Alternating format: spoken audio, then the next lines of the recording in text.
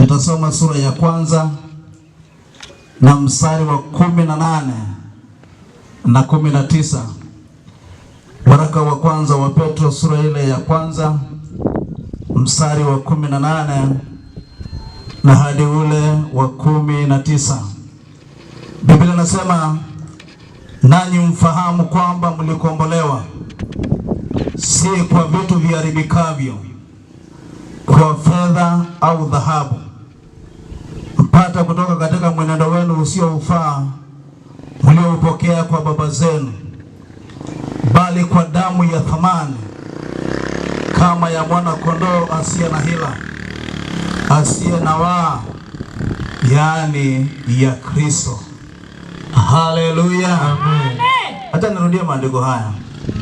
Nanyi mfahamu kwamba mlikombolewa si kwa vitu viharibikavyo, kwa fedha au dhahabu, mpate kutoka katika mwenendo usiofaa mlioupokea kwa baba zenu, bali kwa damu ya thamani kama ya mwana kondoo asiye na hila, asiye na waa, yaani ya Kristo. Jina la Bwana Yesu libarikiwe sana. Amen.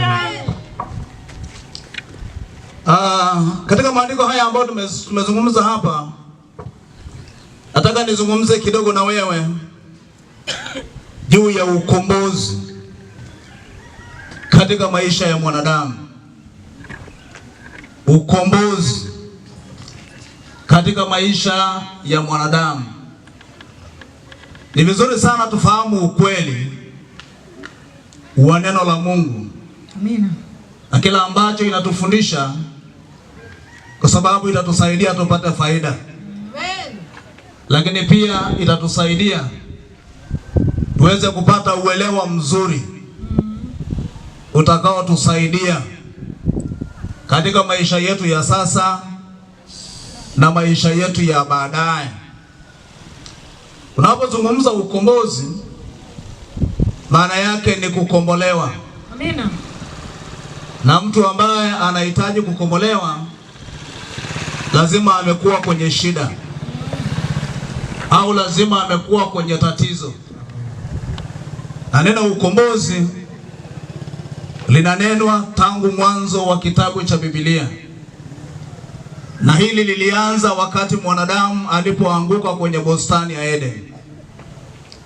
Tunasoma wakati Mungu alipomuumba Adamu, maisha yalikuwa sawa, wala hapakuwa na shida, wala hapakuwa na tatizo. Mwanadamu alikuwa na uhusiano na Mungu, alikuwa na ushirika wa karibu na Mungu wake. Na Biblia inasema kila siku wakati wa jua kupunga, Mungu alikuwa anakuja kukutana na mwanadamu. Kulikuwepo na ushirika uliokuwepo hapo mpaka dhambi ilipokuja kuingia, ikawa ndio chanzo, ikawa ndio tatizo la mwanadamu kufarakana na Mungu wake.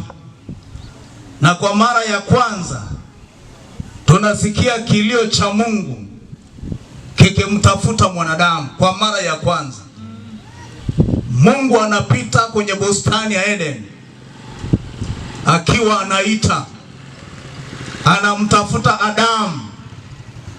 Kwa nini? Kwa sababu Adamu yuko mahali ambapo sipo, alipotakiwa kuwa hayuko hapo tena.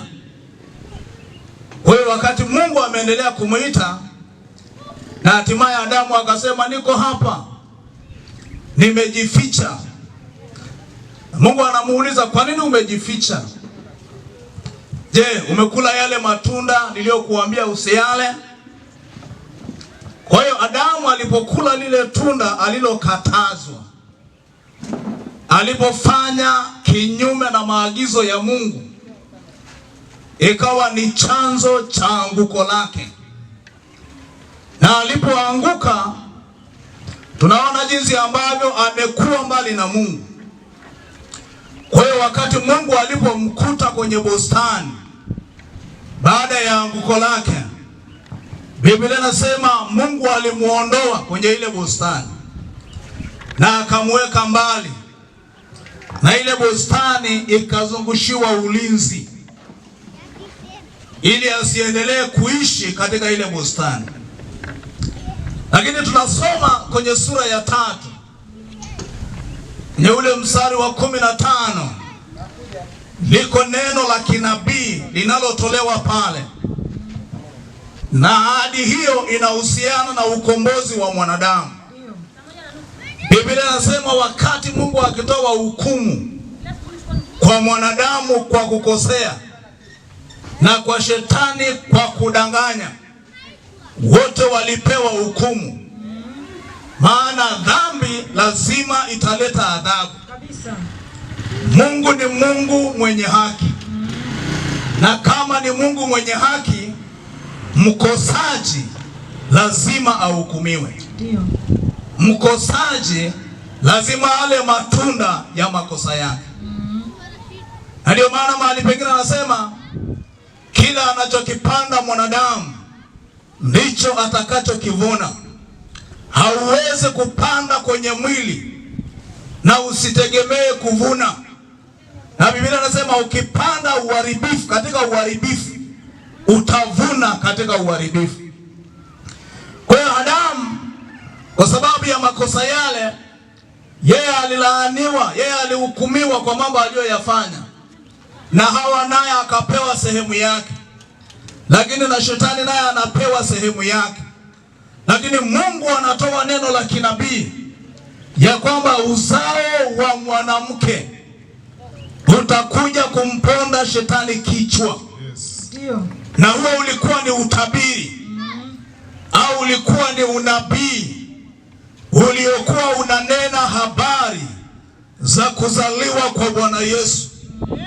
Maana ni Yesu pekee ndiye aliyetokea kama uzao wa mwanamke, mtu ambaye hapakuwepo na uhusiano kati ya baba na mama ili aweze kuzaliwa. Ametokana na neno, ametokana na unabii, ametokana na utabiri, na hatimaye Yesu akazaliwa. Na tuko kwenye siku za kusherekea au siku za kufurahia kwa habari ya huyo aliyezaliwa, ambaye ndiye chanzo kikuu cha ukombozi katika maisha ya mwanadamu. Soma kwenye Biblia, kwenye Agano la Kale lote, kulikuwa na njia mbalimbali zilizotumika watu kukombolewa. Wakati Adamu alipokosea tu, nachokiona kitu cha kwanza, Mungu alimchinja mnyama na akachukua ngozi ya yule mnyama akawavalisha Adamu na Hawa. Wakati wao walichukua majani yanayoweza kunyauka tu kwa muda mfupi, ndivyo vitu ambavyo walijichukulia kama kujifunika navyo. Lakini hatimaye Mungu akaja akamtoa kondoo, na yule kondoo akachinjwa na ngozi yake ikapatikana, ikaweza kumuhifadhi Adamu pamoja na Hawa, ikaweza kuwastiri, ikaweza kuwafunika katika ile aibu iliyokuwepo kwenye maisha yao. Na tangu kipindi hicho wanyama wametolewa kama sadaka. Wanyama wametolewa, wanyama mbalimbali, kama sehemu ya dhabihu, kama sehemu ya sadaka badala ya mwanadamu. Mambo haya yameendelea kwenye Agano la Kale. Wanyama, kondoo na mbuzi, wote waliweza kutolewa wakati dhabihu ilivyokuwa inahitajika kwa ajili ya kufunikwa dhambi ya mwanadamu. Na Biblia inasema vizuri kwamba haikuwa inaondoa, ilikuwa inafunika. Jamani, Bwana Yesu asifiwe. Na ndio maana iliwabidi makuhani nao watoe kwa ajili yao na watoe kwa ajili ya watu wao. Ni tendo na jambo ambalo limefanywa kila mwaka. Kila inapofika mwaka lazima kutolewa dhabihu, lazima kutolewa sadaka ambazo zilihusisha ukombozi wa mwanadamu, kukombolewa na kuwekwa huru. Jamani, haleluya. Amen. Bwana Yesu asifiwe. Amen. Lakini kipindi cha Agano Jipya, hebu sema Agano Jipya. Agano Jipya. Hebu sema vizuri, agano jipya. Agano jipya. Katika agano jipya ukombozi wake umekuwa ni wa tofauti. Kabisa. Bwana Yesu asifiwe. Kwa nini umekuwa ni wa tofauti? Ni kwa sababu amepatikana kondoo asiye na hila. Ni kwa sababu amepatikana kondoo aliyefaa kwa sadaka. Kwenye agano la kale zilitolewa mara kwa mara, maana hapakuwepo na kondoo aliyeweza kutosheleza ukombozi kwenye maisha ya mwanadamu milele.